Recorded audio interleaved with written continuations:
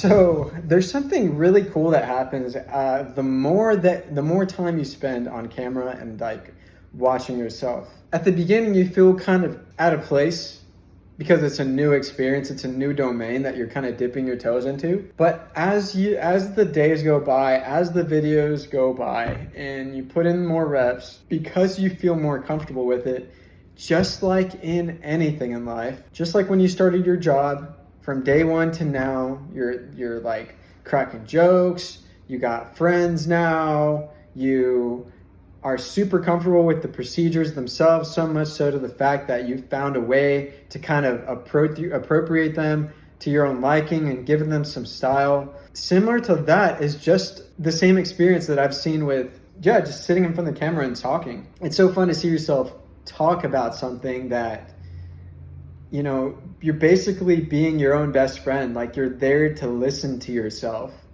And I see why journaling has such a large following and why it's so popular and it's so highly recommended is because you're spending time with yourself and you're speaking to yourself. You're like sharing all of your deep inner thoughts on paper, but on camera is how I do it. And I feel like it's the same kind of like, we're talking about the same thing. And it's just been so fun. And I encourage you guys to do the same thing, because even if you don't post it, let's say you're too nervous to post anything and you'd be too embarrassed to let anyone see, even strangers that you'll never meet. Do it on your camera and just keep it on your camera roll. Like, watch yourself back and just document yourself and just see kind of like how your mind works, because there's so much of your mind that is suppressed because of a lack of use. Like, it's not that you're not brilliant. It's not that you're not confident or creative or funny or any of that. It's just that you haven't practiced expressing that side of yourself enough to see it unfold in front of you. And because there's no practice behind it, it can be a little bit scary to think that you could be this person in front of a whole bunch of people if you're not internally, intuitively inclined to be that kind of person like some people are. It can feel kind of scary, I'm sure. And you think that you're an introverted person and that you're shy and that you're not the most confident person in the room, or like you have these beliefs about yourself, right? But I'm telling you, if there's a belief you have about yourself that doesn't help you, that doesn't paint you in a good light, that doesn't make you seem like the best thing that ever happened since sliced bread, throw it away. Because you can design your life around your beliefs. And if you're not designing your beliefs, you're messing up. You're really fucking up. That's what I wanted to say. You're fucking up, okay? And it's okay, because now you know. I'm here to tell you that you can design your life around your beliefs. You can design your life around your identity. Because as we talked about in the previous video, everything that you think, say, and do emanates, good day, mate, flows from that identity. It flows from who you believe you are. If you don't believe that you're a confident person that can do anything, you're not going to. You're not going to try to kind of expand out and express that infinite reserve that you have of God within you. You're not going to try to express that in the world. You're just going to be all closed in. You're going to try to fit where you can, right? So then my only answer is, and the best answer that I've ever come across, this is something that I really want to be the spokesperson for. There's people out there doing what I want to do. There's people out there as the face of the law of attraction. There's people out there as the face of declarations and self-suggestion and auto-suggestion. We've got so many people that I've come across that I've been like inspired by. I've been like, damn, like, I've liked what they talk about because I know that what they're talking about is true on a cellular level. Yet I've never considered that I could be that same person. Not even the same person, but I could do the same thing and better than them. Why? It almost pisses me off even to say it out loud is that realization that to look at somebody doing something worthwhile that I think is really cool and not even considering that I could do the same thing. That not even considering that I could put my own twist on it to make it miles and lifetimes better than what they do, let alone the same level as they do. Like, it's really an exposure. It's really an exposure. I think it is an exposure thing. It's like the more you're exposed to the things that you want in life, the more you believe that they're possible for you. And if you're not exposed to people that are doing the things that you want to do, if you don't have the friends, if you're not in the environment of people that are doing and living the life that you want, the only way to get there, one of the best ways to get there, the best way that I know how from my own experience in my own life has always been through the art of affirmation, through the art of imagination, turned into affirmation, turned into declarations that are self-suggestions, that are self-identity remarks about who you are.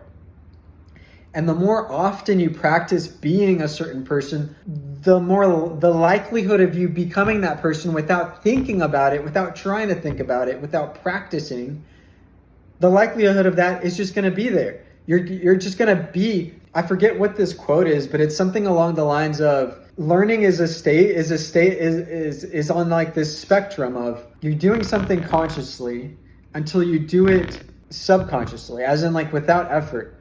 And I know I didn't explain that in the best way, at least not the way that I remembered listening to it first, but I'm sure that I'm painting the best picture possible right now, at least for the moment, which is there are habits, there's a version of you that does things differently from the person you identify as now. So forget about who you are now, who you think that you are, if it's not serving you, and focus only on being, not becoming, but being that person that you desire. And think about what sort of beliefs they have. If they're a confident person, what sort of beliefs about themselves in life does a confident person typically have?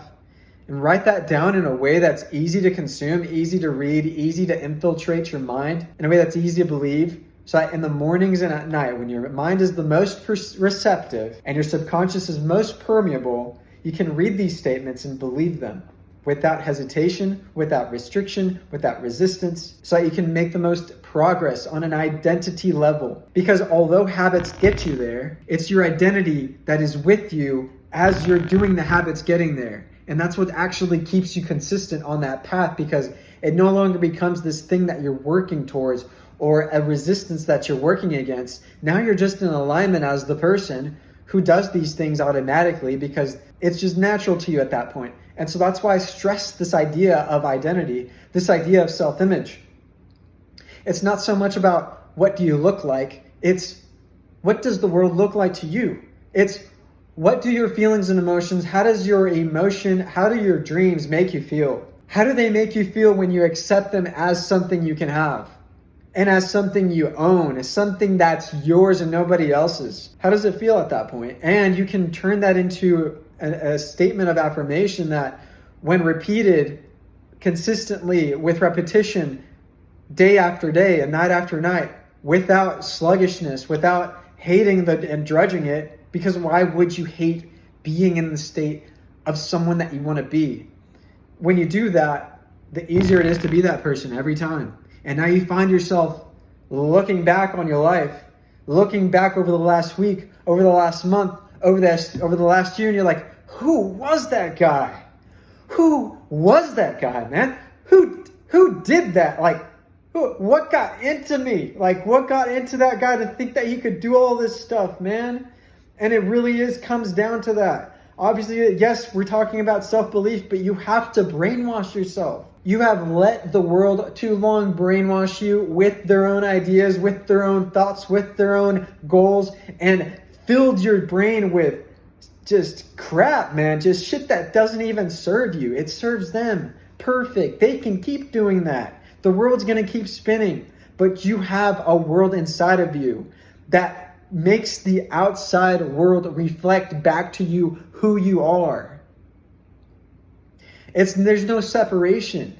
Like once you believe within yourself and you decide who you are and the type of life that you live, and the type of person you are, it's impossible for life not to serve you what you deserve. It's impossible for life not to reflect back to you what you're telling it is. Because you decide. Life is in the first person. That's what scrolling social media does to us, is it gets us in this habit of thinking that life is only lived in the third person, that we get to only see other people living the life that we want to live. We get to only see ourselves in the third person in some future, in some distant future, living the life that we'd like to live without realizing that we can live it now by experiencing ourselves within it, within that state, within that reality, whenever we choose to embody it, whenever we choose to bring it into our present day, present being, present moment right now. It's never lived outside of the present. It's only and I get that time is actually useful because it lets you make use of your resources. We created this concept called time to make things more efficient. We can delegate better that way when we know that we can allocate certain resources other than our time to other people that have the same goal as us, that want to support us on our goals until they decide to go and build their own. So that's something else is like, never feel ashamed for asking for help. Never feel bad for having people that want to support you on your path.